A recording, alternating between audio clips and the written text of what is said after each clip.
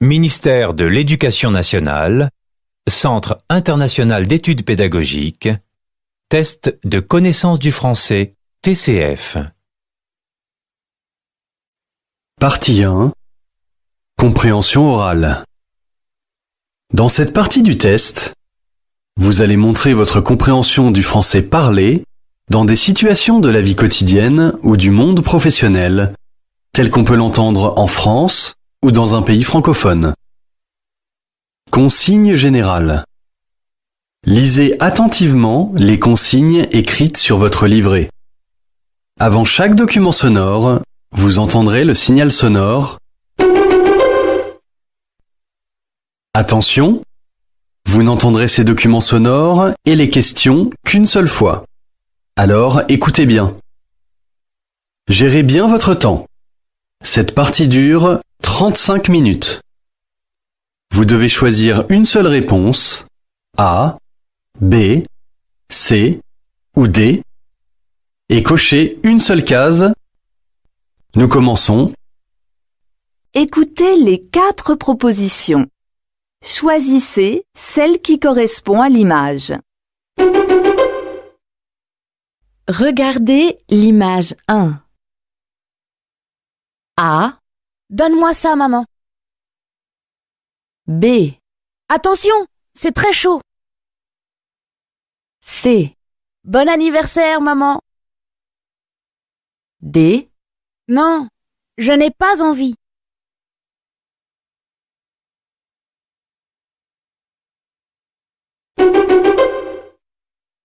Regardez l'image 2. A. Bienvenue à Paris Agora. B. 200 €, s'il vous plaît. C. Il est 20h30. D. Il vient du Japon.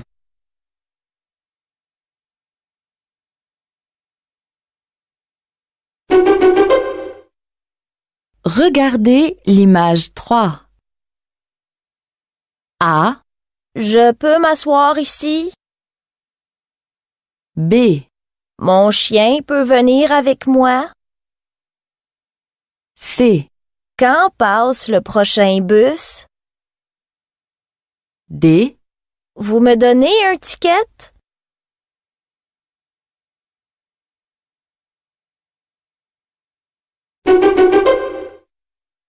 Regardez l'image 4. A. J'espère qu'on va pouvoir entrer. B. Attendons dehors, c'est mieux. C. Ma glace est très bonne. D. Bonjour. 2 places, s'il vous plaît.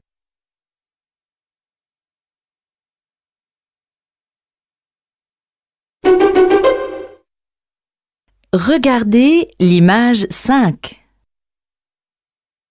A. Voici le résultat de vos analyses médicales. B. Temps chaud et sec au sud de l'Europe. C. Voilà une peinture moderne. D. Les indices économiques sont bons.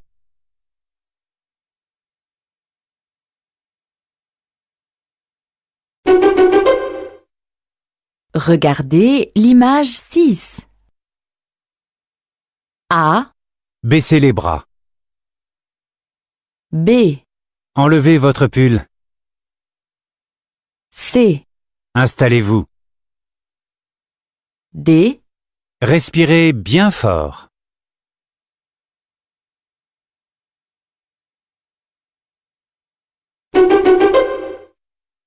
Regardez l'image 7. A. Bravo au cuisinier. C'est délicieux. B. Je voudrais une table près de la fenêtre. C. Un autre café, s'il vous plaît. D. Vous pouvez garder la monnaie.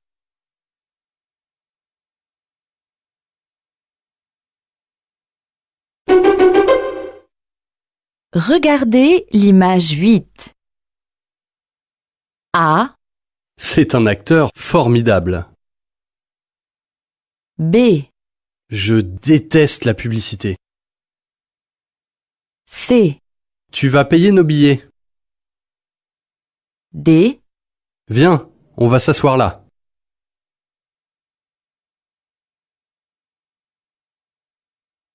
Écoutez l'extrait sonore et les 4 propositions.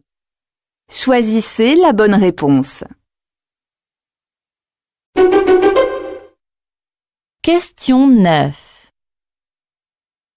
Bonjour madame.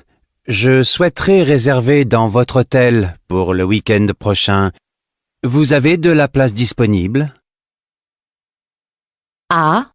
Oui, il y a des chambres libres. B. Oui, le centre-ville est très proche. C. Oui, le petit déjeuner est compris. D. Oui, nous avons un parking privé.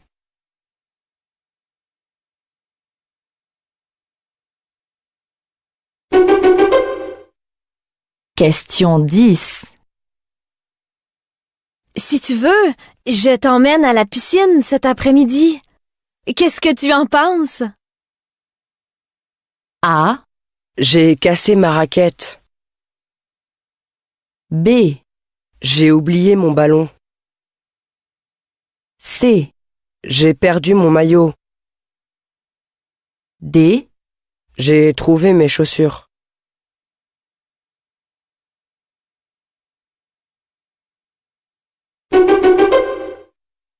Question 11. Martine, est-ce qu'il y a eu des appels pour moi? A.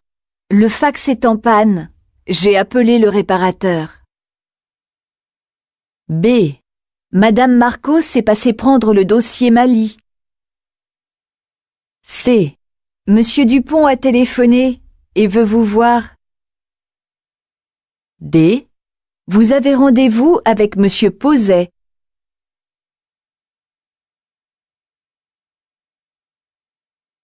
Écoutez le document sonore et la question. Choisissez la bonne réponse. Pourriez-vous me dire où se trouve le bureau 309, s'il vous plaît? Au 3e étage, 2e porte à gauche, avant la cafétéria. Apparemment, l'ascenseur est en panne. Oui, malheureusement. Vous devez prendre l'escalier au bout du couloir. Celui-ci? Question 12. Que doit faire la personne pour se rendre au bureau 309?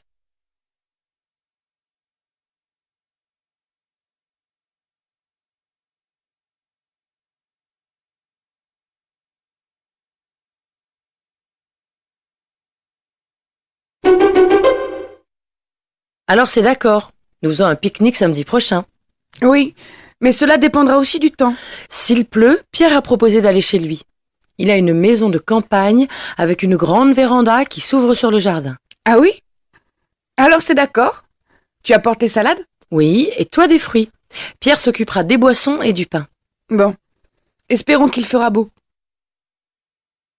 Question 13. Que veulent faire ces personnes samedi s'il ne pleut pas?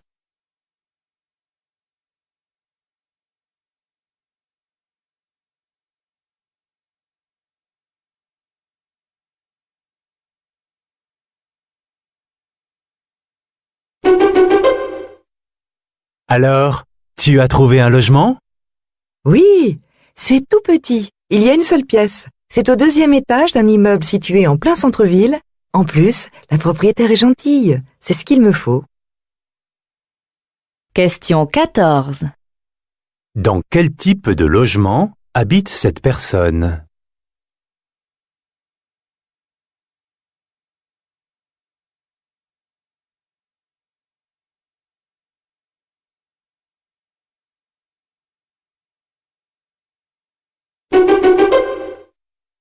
François, souvenez-vous que l'informaticien passera cet après-midi au service comptabilité. Oui, je sais. Pour les 2 ordinateurs en panne. Oui, appelez la comptable pour vérifier qu'elle a bien noté le rendez-vous. Elle est en formation jusqu'à la fin de la semaine. Sur le nouveau logiciel de comptabilité, justement. Elle revient lundi. Demandez à notre stagiaire d'être présent alors. Je m'en occupe tout de suite. Question 15. Pourquoi l'informaticien vient-il?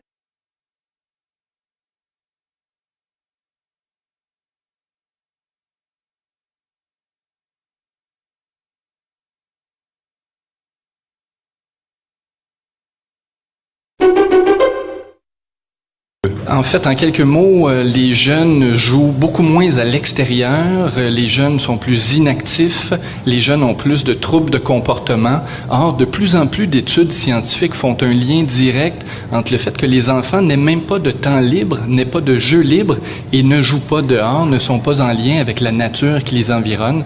Et donc, sur des études qui ont été faites, par exemple, sur des rats, on a constaté que des rats qui ne bougent pas, qui ne peuvent pas jouer, qui ne peuvent pas sortir librement à l'extérieur, on développe des troubles de comportement comme ceux que l'on constate absolument actuellement chez les enfants.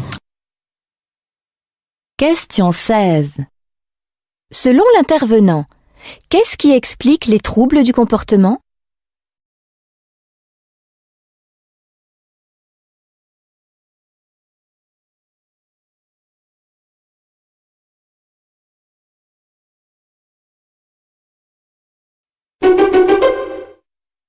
Pour votre sécurité, attention à la marche en descendant du train. Question 17. Quelle est la fonction de cette annonce publique?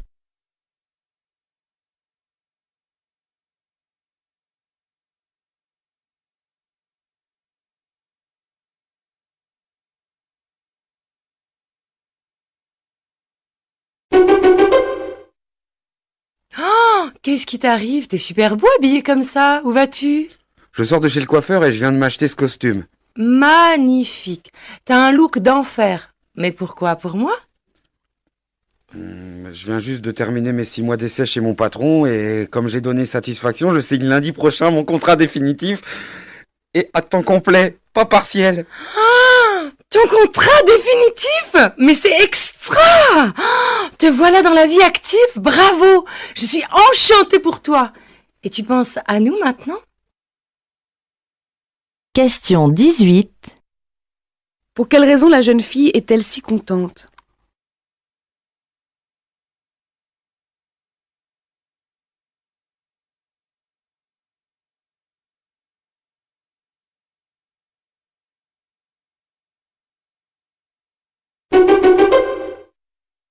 Tout le monde rêve de faire de la proximité, d'être proche des auditeurs. Alors quand on est une radio associative locale, on a plus de facilité. Vous, chaque vendredi, vous ouvrez le local à 13h, on peut venir avec son panier et on partage en commun le repas. Tout à fait. Et là, pour la fin de l'année, on a donc lancé une invitation à tous ceux qui voudraient pour venir manger avec nous et réaliser une émission collective de fin d'année, un petit peu festive. Question 19. Que propose chaque semaine cette radio à ses auditeurs?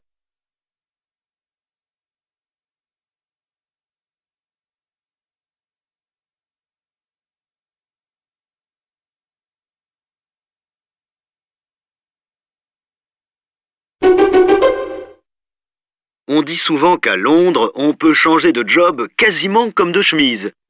Est-ce que c'est toujours vrai? Il est toujours facile de passer d'un job à l'autre. Le diplôme a beaucoup moins d'importance.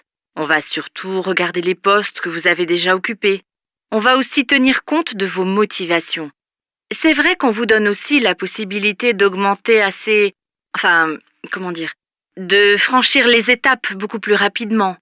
On retrouve assez régulièrement des personnes vers 22, 23 ans et déjà managers, tandis qu'en France, c'est quand même un petit peu plus compliqué. Question 20. Que dit cette intervenante au sujet du travail à Londres?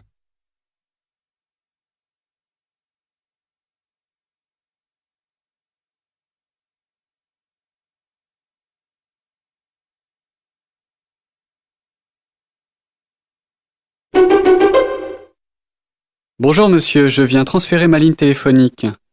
J'emménage demain dans les logements neufs de la rue de l'Université. Oh là là, ça ne sera pas fini avant 10 jours. Les travaux ne sont pas encore terminés. Le promoteur a eu du retard.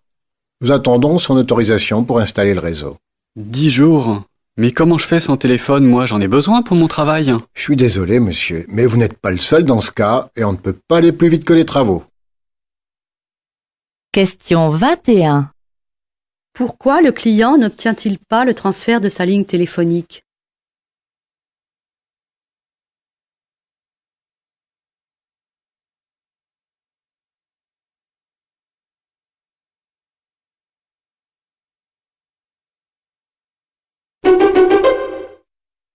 Être éco-éducateur, c'est être à cheval entre l'éducateur et le pédagogue, puisqu'on va sensibiliser le public aux problématiques environnementales, mais en même temps, expliquer ces problématiques, et puis les solutions qui sont actuellement préconisées. La plupart du temps, on accueille un public d'enfants ou de scolaires ou de centres de loisirs. Mais en vérité, on touche tous les publics, puisqu'on est ouvert le week-end. Néanmoins, notre journée ne se cantonne pas à ça. On a aussi le montage de tous les projets, d'événementiels ou d'animations futures, qui nécessitent de créer des supports, d'élaborer des déroulements pédagogiques. Ici, au Clos des Blancs-Manteaux, notre entrée thématique, c'est l'écologie au quotidien, les éco-gestes, les astuces qu'on peut mettre en place dans notre vie de tous les jours pour participer à la préservation de la planète. Question 22. Que propose le site dans lequel cet intervenant travaille?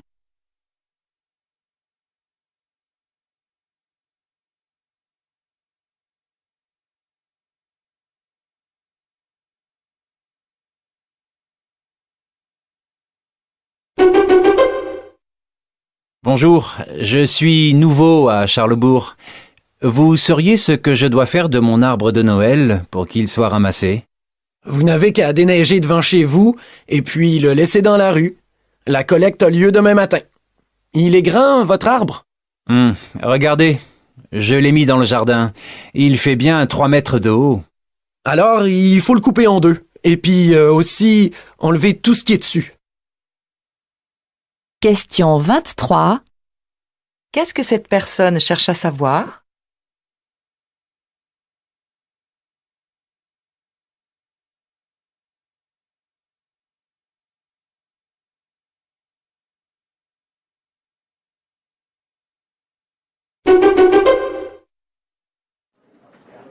Bonjour, monsieur. J'ai vu votre annonce.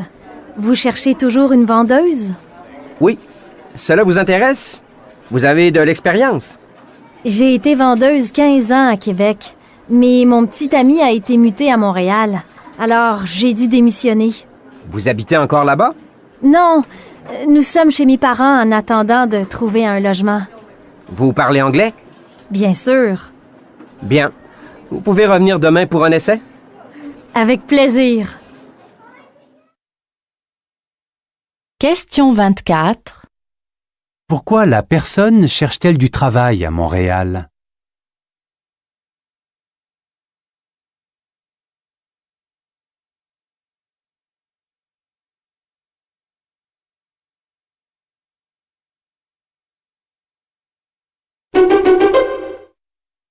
Gros plan sur les Français qui partent pour réussir. Oui, tous ces Français que l'on dit nuls en anglais, eh bien ils n'ont plus peur de partir à la conquête du monde. En fait, il est toujours un peu difficile de cerner leur motivation profonde entre ceux qui franchissent les frontières pour monter un business, ceux qui cherchent un job, ceux qui s'exilent pour fuir une fiscalité asphyxiante, ou bien ceux qui veulent tout simplement profiter d'une retraite au soleil. Question 25. Les journalistes évoquent une tendance qui concerne les Français. Laquelle?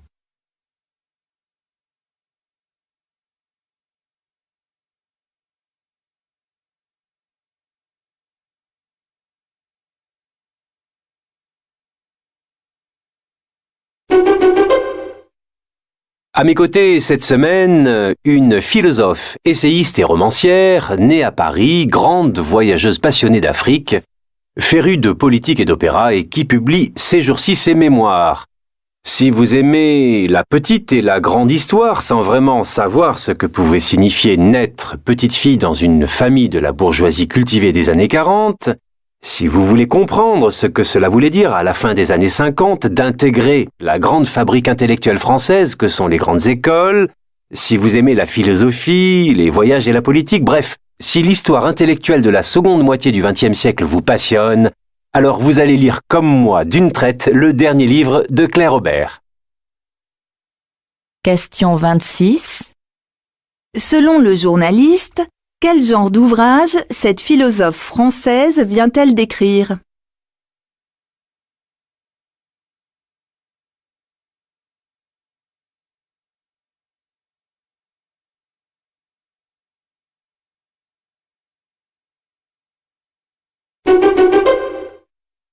Salut Géraldine, ça va? Non, pas trop.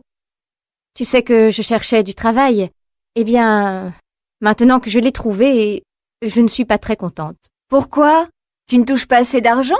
Non, c'est que 2 fois par semaine, je commence à 6 heures du matin et à 1 heure de chez moi en plus. Oh, c'est tôt. Et comment tu vas faire pour les enfants? Oh, Gilles va s'en occuper. Mais moi, imagine. Je ne sais pas comment je vais faire pour récupérer. Tu vas dormir les week-ends? Question 27. De quoi se plaint Géraldine?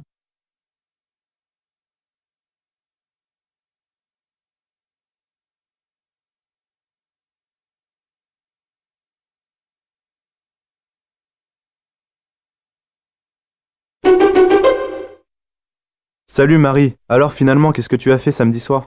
J'avais pas le moral. J'étais invitée chez ma sœur, je n'y suis pas allée. Il y a des amis qui m'ont appelé pour aller danser au dernier moment, j'ai pas eu envie. Tu as fait quoi alors? Finalement, j'ai voulu aller au cinéma. La séance était annulée pour raisons techniques, alors je suis rentrée, je me suis couchée. Si j'avais su, je serais venu te chercher. On est allé jouer au bowling, on a passé une super soirée. Question 28. Comment la jeune fille a-t-elle passé sa soirée?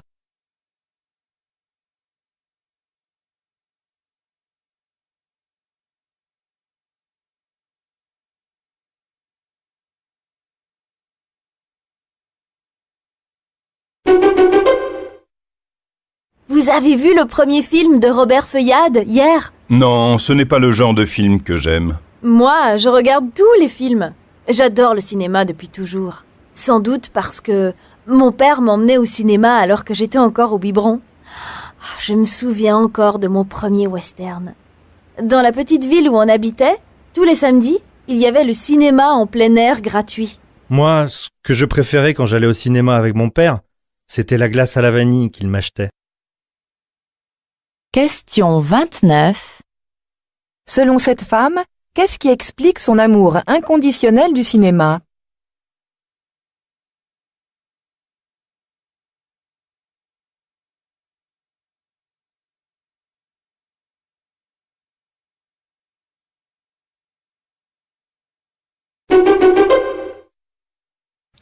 L'effet sur l'apprentissage est faible, mais les notes ont d'autres fonctions. Elles servent à visibiliser les hiérarchies à l'intérieur de la classe, elles servent à savoir exactement à quel niveau se trouvent les élèves, donc elles donnent une indication très claire. Donc ensuite, elles permettent de faire le tri en termes de redoublement ou d'orientation.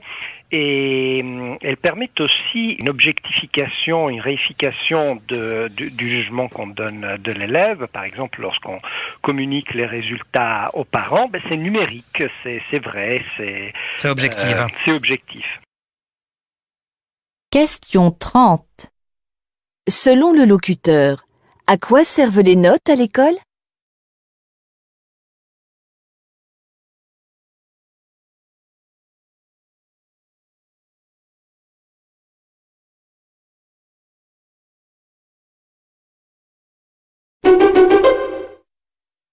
Docteur, quels aliments dois-je supprimer pour ne pas grossir? L'essentiel pour parvenir à maigrir et à ne pas recommencer à grossir est de moins manger, mais tout en respectant son mode de vie et ses goûts. Vraiment? On peut manger de tout?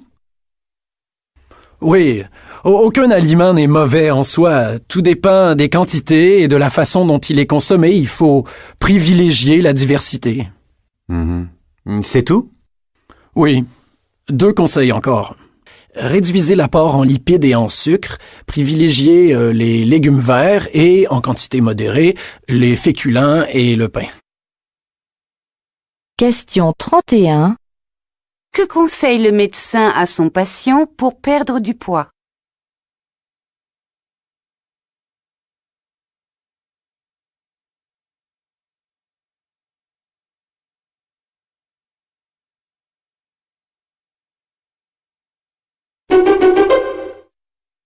C'est assez étonnant de lire les titres des textes de Nathalie Sarraute, des pièces de théâtre, parce que ce sont toujours des structures de phrases très stéréotypées. Vous les entendez, c'est beau, pour un oui, pour un non, elle est là, on peut pas faire plus simple. Et en fait, derrière, il y a des gouffres en effet. Voilà, oui. Et puis en plus, elle est très sensible à ce qui, dans le langage, sert de costume prêt-à-porter. Il y a énormément de langue de bois qui est pointée. De lieux communs. Oui, de lieux communs. Elle adore ça et elle le fait partager. Donc les personnages qu'elle met en scène ont des forces énormes, mais qui sont canalisés par ce travail avec les mots. Et ils se débrouillent avec ça. Question 32. Qu'est-ce qui caractérise l'écriture théâtrale de cet auteur?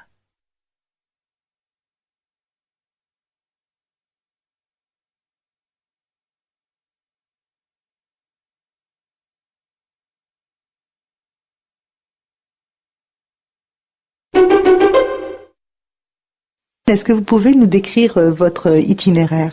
Oui, j'ai fait mes études de comédienne à Montréal à l'École nationale de théâtre dans les années 70. Et puis quand je suis sortie de l'école avec mon diplôme de comédienne, c'était la grande époque héroïque des créations collectives et du théâtre qu'on appelait engagé à l'époque. Et moi, j'étais tout à fait dans ce courant-là. J'étais très passionnée par le sens, justement, par le pourquoi du théâtre. Je me demandais moins comment il fallait le faire, mais surtout pourquoi il fallait le faire et à qui on s'adressait à ce moment-là. C'était une question très importante. À qui s'adresse le théâtre? Et moi, j'ai fait partie de ce grand mouvement qui a voulu aller porter le théâtre aux gens. Question 33. Quelle était la préoccupation de la comédienne au début de sa carrière?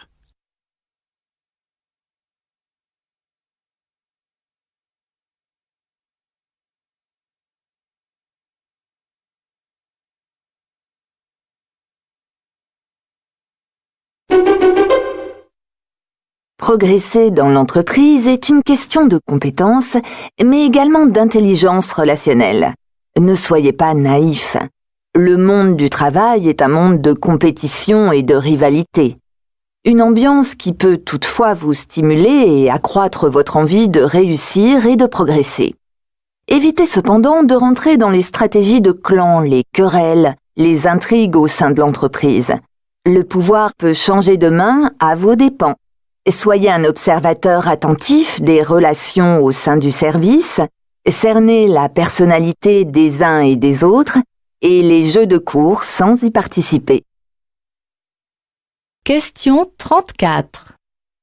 Que faut-il éviter pour progresser au sein d'une entreprise?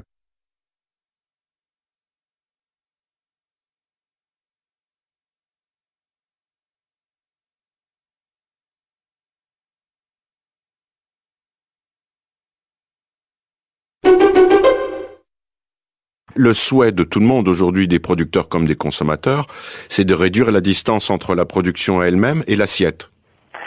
C'est exactement ça. Et donc nous avons vu surgir toutes les pratiques que l'on connaît, les modes de distribution relativement rapides. Et donc le premier forum Fodali a voulu être un lieu de rencontre des professionnels pour apprécier les évolutions et les modes de commercialisation et d'achat de nos concitoyens. Question 35. D'après cet entretien, que souhaite l'ensemble des intéressés?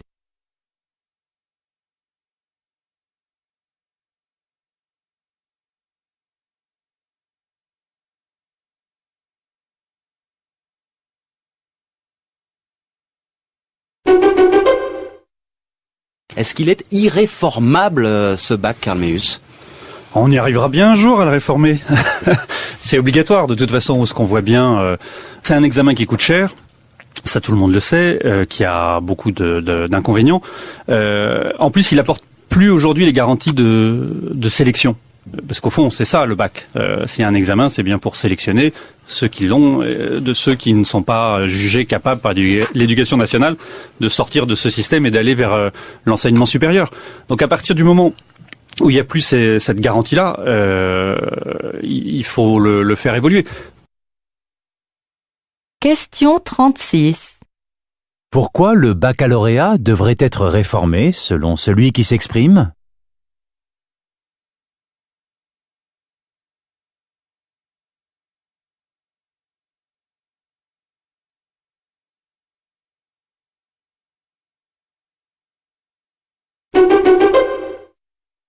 La rénovation urbaine est aujourd'hui plébiscitée par les élus locaux et les habitants des banlieues, mais ce programme a aussi eu des effets pervers, selon Renaud Epstein. Il est sociologue et spécialiste des politiques urbaines. La mobilisation de milliards d'euros pour changer le bâti et changer l'urbanisme s'est fait aux dépens d'autres domaines d'intervention dans ces mêmes quartiers.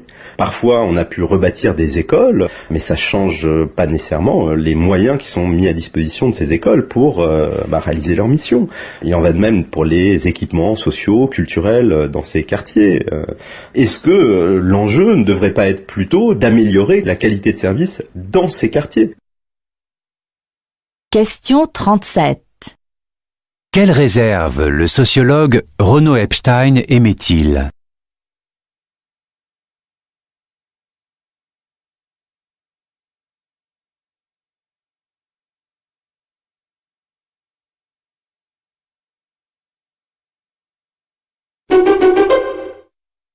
Marianne Dujarier, vous êtes sociologue. Dans votre livre « L'idéal au travail », vous parlez d'un phénomène social que vous constatez dans des milieux très différents. Le travail, pour beaucoup, ressemble à un idéal qu'on n'atteint jamais, c'est cela?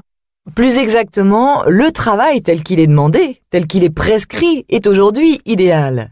C'est-à-dire, on ne peut pas déroger à cet idéal. Non, autrement dit, l'idéal a perdu son statut d'idéal.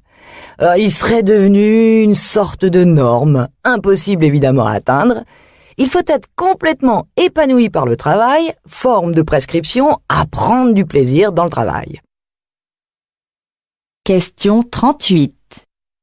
Qu'est-ce qui dérange la sociologue dans la conception actuelle du travail?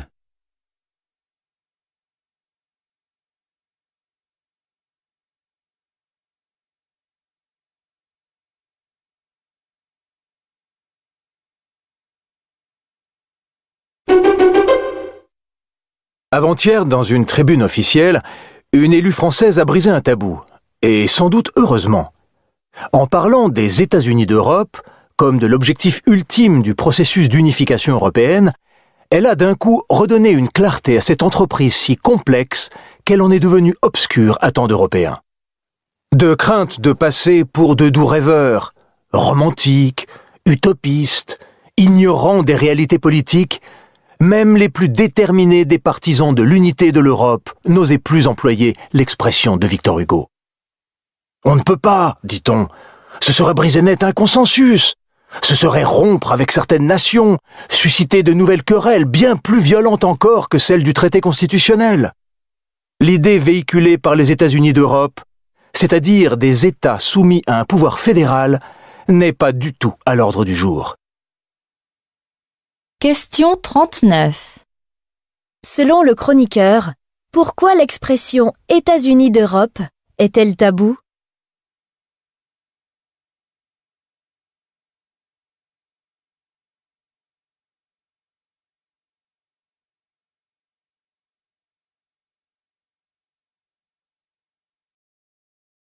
La partie compréhension orale est terminée.